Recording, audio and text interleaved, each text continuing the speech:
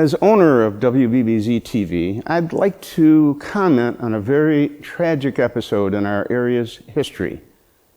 The person who walked into a Tops market last May and brutally ended the lives and hopes and dreams of 10 precious human beings, and in the process horrified the reason and logic and sense of all that is good in not only those people, but the people of Western New York and the country. He was sentenced to sacrifice his freedom for the rest of his natural life.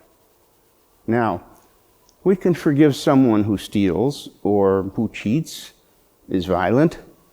We can be a very forgiving society. Forgiveness is possible in almost all situations. But in the case of murder, the senseless, unjustified killing of another, that is the one unforgivable act on the face of this earth.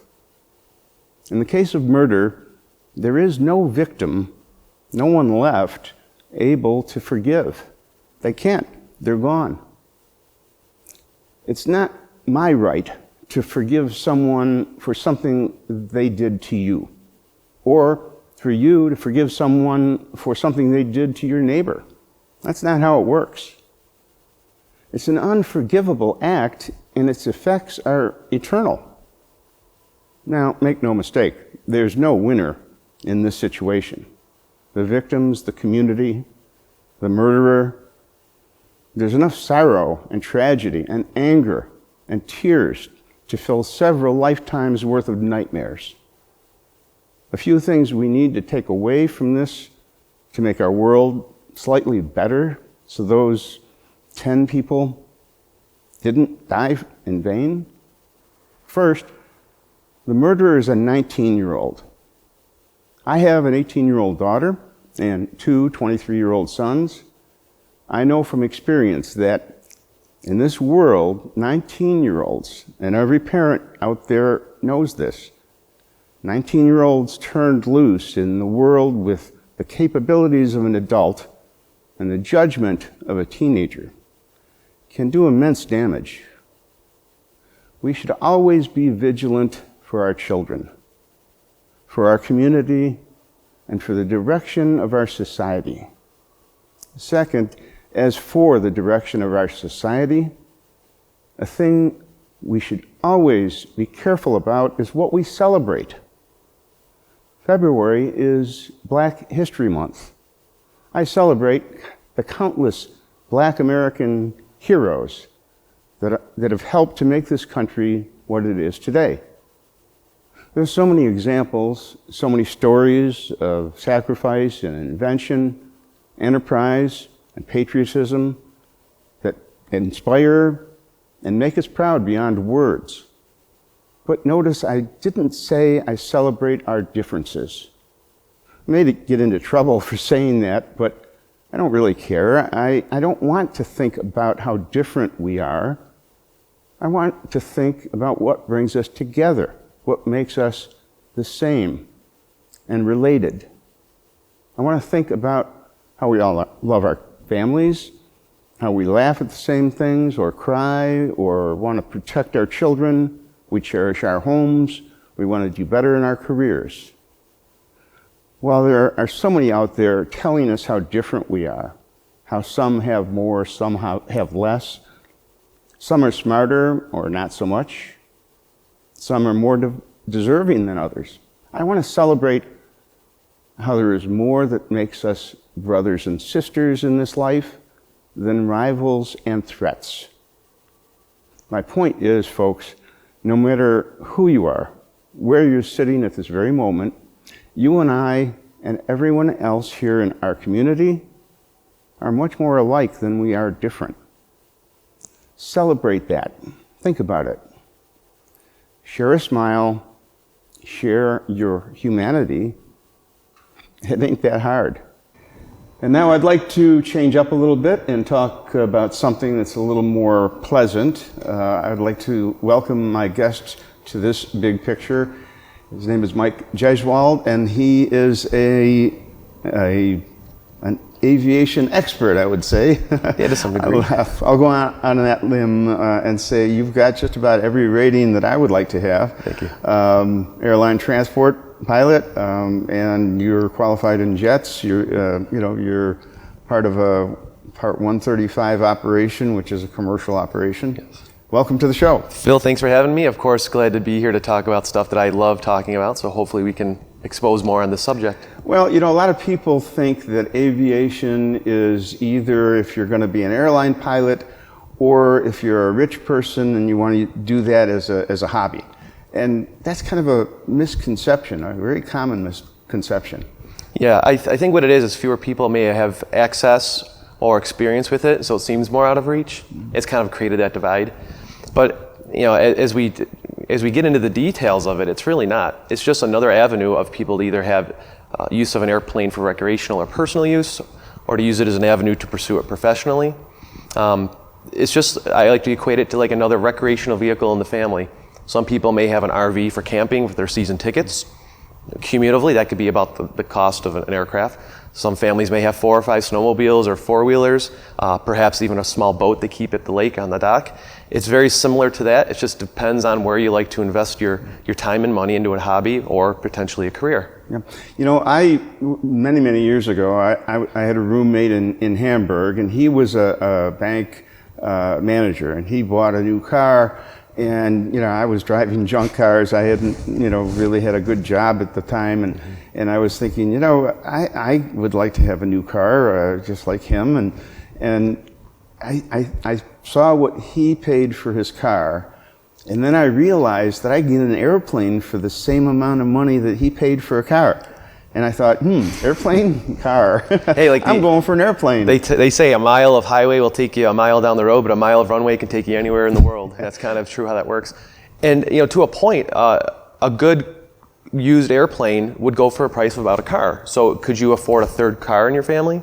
Possibly, some people can. And that's kind of what it equates to. Of course, there's higher end models. There's newer aircraft that'll cost maybe 10 times that amount.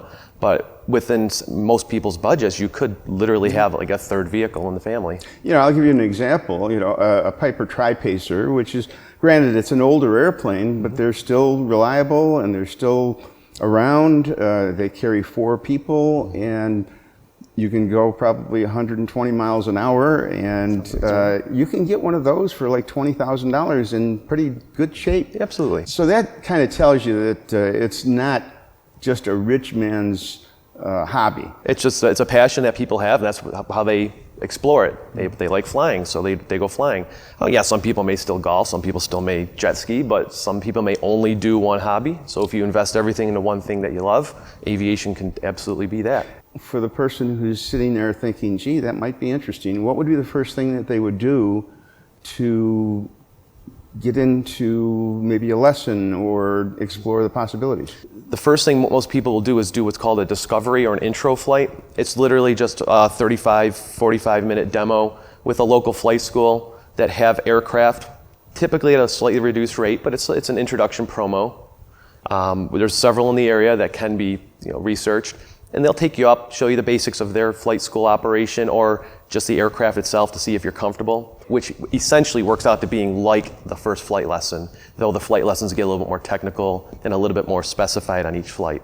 Now, it also depends too on how well you adapt, how well you learn, and how much actual time you put in on it as well. I mean, when I was a student, I took time out. I was in high school actually, and I got a job, in the summer during high school, and I took every penny that I earned and I put it towards flight lessons. So I took 2 to 3 lessons a week, and that accelerated my learning to the point where I got a license fairly quickly, and that economically helped because if you stretch it out over a long time, you tend to, when you take a lesson, you tend to maybe take the first 15 minutes of that hour to review what you did, 3-4 weeks ago. Yes. If you do 2 lessons in a week, you don't have to do that review. You just, and then you go on to the next lesson. So there's ways that you can make it more economical. Yep. That's part of the time commitment. Unfortunately, we do see people who maybe can only do it once a month. It's a big step. The next month you come back to take that lesson. You're basically just relearning what you learned that month before, so you're not progressing. The benefit, though, of the training is that there is no schedule. It's at your pace. It's one-on-one with the instructor, so it's very tailored, very customized training. It really comes down to how much time you can put into it, how much money that you can spread that out over a period of time during the training. That's that. You know, I talk to people, they think that, gee, you know, you fly airplanes, that must be really difficult. I could never do that. And I try and explain to them, actually flying an airplane is a lot easier than driving a car. Yeah. In many ways, because you don't have to worry about something jumping out in front of you on the road. Yep. You don't have to worry about sliding off the road on the ice. It's really a lot easier to control an airplane, and there's a lot less that you have to worry about. Mm-hmm. You know, landing and taking off, that's, you know, those are critical operations. It's something you master, mm-hmm. and in the process of having lessons, that's what they train you for, and that's, you know, what they lead you through that process. But it's not the difficulty that people might envision. Yeah, the biggest thing is now you're operating in a third axis, the axis of Z, up and down. You know, you're three-dimensional space now. You're not on the road, like you said, doing the X and Y. You know, so what's the big thing is mastering that. It's called situational awareness, that spatial orientation of what you're operating in. Now there's more dynamic elements that come into it, like the weather, like the airspace, like the human factors on the body.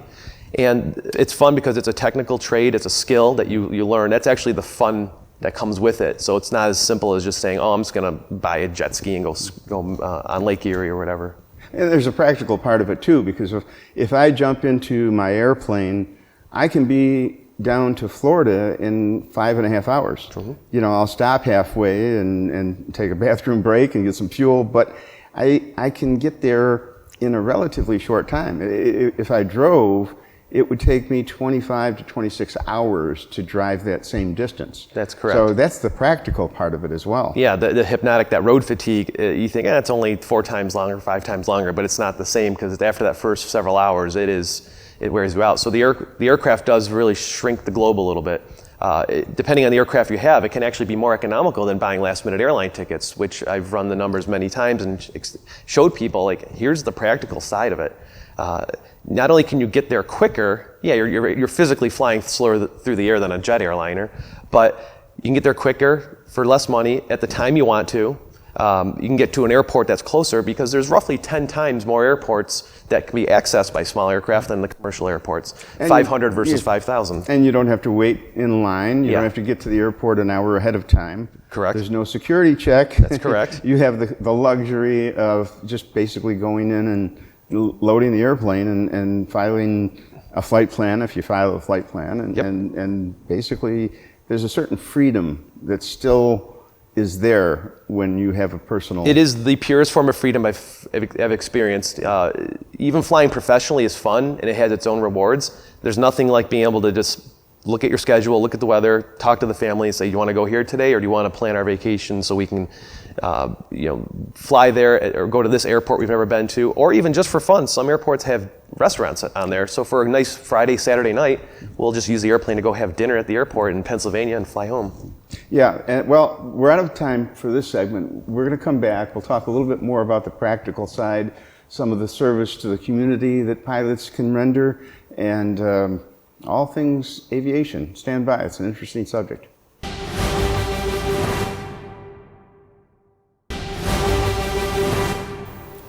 Welcome back, and I'd like to reintroduce Mike Jeswald, who is a pilot, and you're also the vice president of a local chapter of Experimental Aircraft Association, Chapter 46, which is based out of Lancaster Airport. That's correct. Tell us a little. It's a little bit of a misnomer, Experimental Aircraft Association. That's the name of the association, but it's not what it sounds like. Tell us a little bit about the EAA.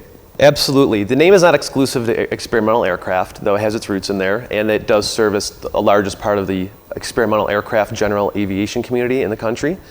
Some people may be familiar with their yearly event called Air Venture. It is in Oshkosh, Wisconsin, also known as I kind of call it like the Super Bowl of aviation, if you will. It's where all the vendors, all Quite the a air show. shows, absolutely. Nighttime air shows. Sometimes they have live music. Before COVID, they'd have actual concerts. There's more activities than just aviation there. It is absolutely the biggest event. They sponsor getting people in aviation, keeping them interested, recruiting younger talent, usually the offspring of current pilots or kids who just love aviation. They'll be able to allow them to get hands-on experience with aircraft and even doing projects at EAA AirVenture. Our local chapter is the EAA 46. We are based out of Lancaster, New York. That's the airport on Walden Avenue. We typically have open house events during the summertime, and it's open to the community, but it's typically a lot of the local aviation community as well. People will fly in, people will drive in, and it's just another way to expose people to our little sector of aviation here in Western New York. Now, I was in Los Angeles for 20 years, and I flew out of Van Nuys Airport for a long time, one of the busiest airports in the world. Yep. But it's a little bit different out there. It's just a lot more activity. When I came back to New York, the flying community is not quite as robust, but there is a healthy amount of pilots in the area, and there's a lot of aircraft.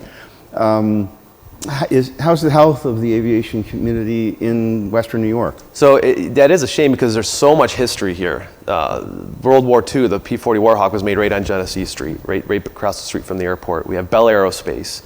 The Curtiss Aircraft Museum down in the Finger Lakes was, a part of influence of the region. Right, Keuka Lake, right That's at right, the right the bottom tip. of Keuka Lake. The right. bottom south tip, absolutely. So we have a lot of history here. With that, we still have ebbs and flows in aviation. I would still say it's fairly healthy. We have people still getting interested into it. We have flight schools that still offer services.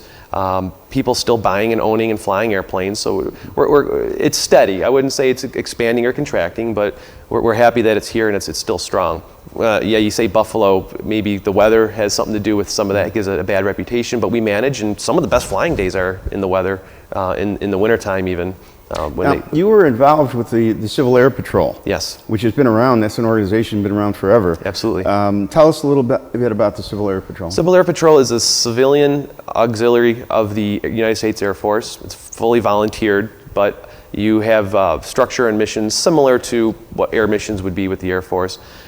Typically, they fly small general aviation aircraft, and some of the first general aviation aircraft after 9/11 flying were CAP, Civil Air Patrol aircraft over Manhattan. On top of that, they do what's called cadet orientation flights. Cadets are essentially the teenagers, kind of like Boy Scouts would be for that organization. Cadets for CAP would be that for the Air Force. What's the age range? You're looking at ages around 12 to 17, so probably that middle to upper high school age. We get them orientated with, they get 5 free flights in order to be exposed to aviation. It's just like flight lessons. Not only that, the Civil Air Patrol will do drug enforcement, so they'll patrol for that kind of stuff. And most famously, they're known for their search and rescue services. So anything with between downed aircraft or lost hikers or whatever the case may be, they'll actually be able to patrol that with their pilots and their spotters on board. Now, you own an aircraft, a Cherokee 6, if I'm not mistaken. Correct. And you've taken part in the patient airlift services. Tell me a little bit about that as well. I just started enrolling in that. It's a volunteer-based setup where veterans and patients can get free flights to wherever they need to go for whatever reason, and their families can also get the same support. It's all managed through a portal, so the pilots offer their services, the missions are posted, and if there's a match, the pilot will say, I will take that. And of course, they have other services to support those patients if the pilot can't complete the trip for whatever reason. So it's just another way to give back if you have the time and the desire to do so, using your own aircraft. Okay, now let's get back a little bit into how people would get involved. You're an instructor yourself. How do people go about searching out different flight schools in the area?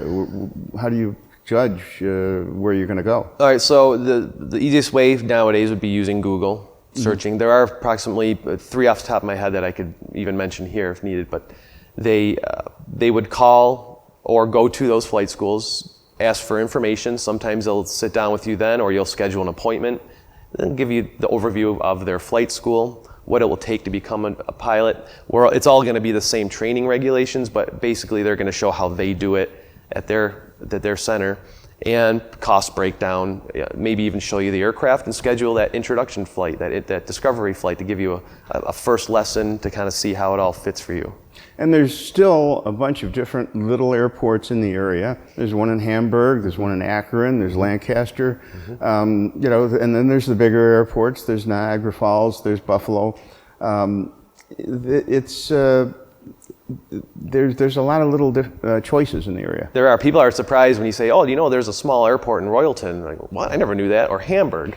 Or Dunkirk. Yeah, people think airport and they think just Buffalo International. But like I said, the scale is about 10 times as many general aviation airports than the commercial airports. So pretty much any town either had or has a small airport in it. Tell me about some of the ratings that you can get as you grow into the aviation community. There's a private certificate, correct, and then you go from there. Yeah, I like to also mention that technically it's not a license, we would call it a pilot's license, but they are certificates. That's how they are recognized in the United States.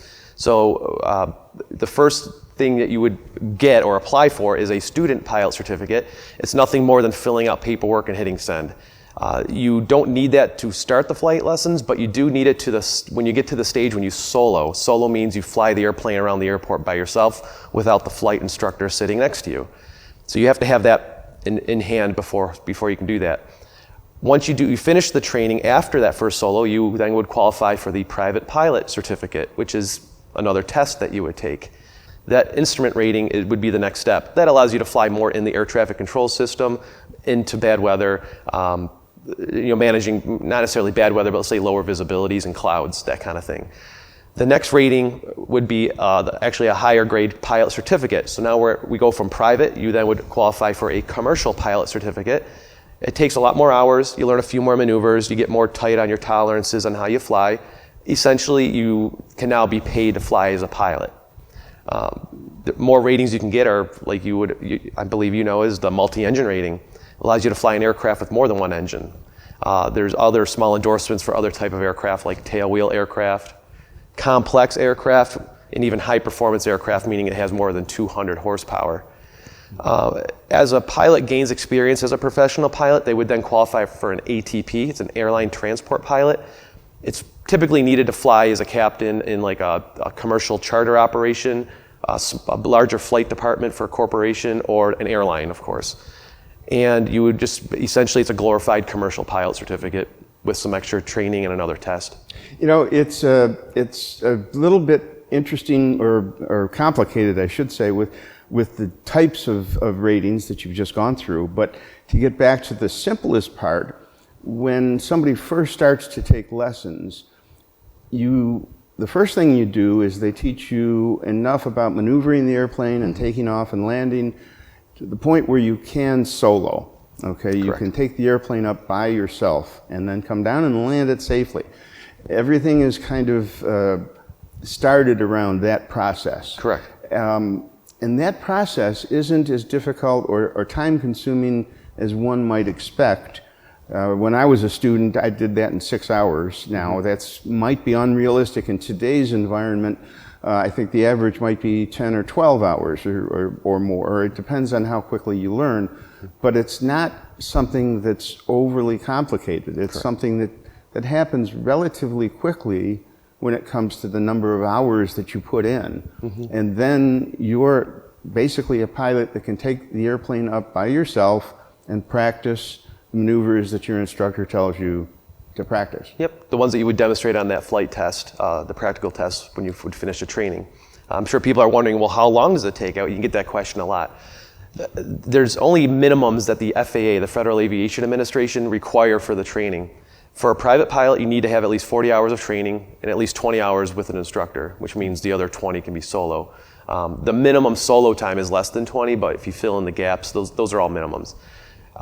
So what does 40 hours mean? Well, again, it depends how often you go. Do you go twice a week? Do you go once every other week? But yeah, the solo mark is about right. From my experience, I see people around the 15-hour mark, depending on because there's more information with airspace regulations, security. That stuff has layered on over the years. There's just a little bit more to get through, and you have to master some of those maneuvers by yourself before you're allowed to go by yourself. But when you're up there by yourself, you can finish refining that to help you get ready for those flight tests. And there is night flying that you will be doing after that solo phase as well with an instructor. I squeaked through when it was a lot simpler. Yeah, they a long time ago. They made it more, the aircraft maybe a little bit more sophisticated with GPSs and such. But yeah, absolutely. Well, that's it for this show. We've run out of time. We could talk for hours on aviation. It's one of my favorite subjects. Okay. Hopefully we've piqued your interest on airplanes and aviation. We're going to do another show on that, I promise, because I like it. Anyway, I want to thank you for watching, and hopefully you've enjoyed this show as much as I have. Thank you for watching The Big Picture, and thank you for watching WBBZ-TV. We really appreciate it because we're your hometown station. We'll see you next time on The Big Picture.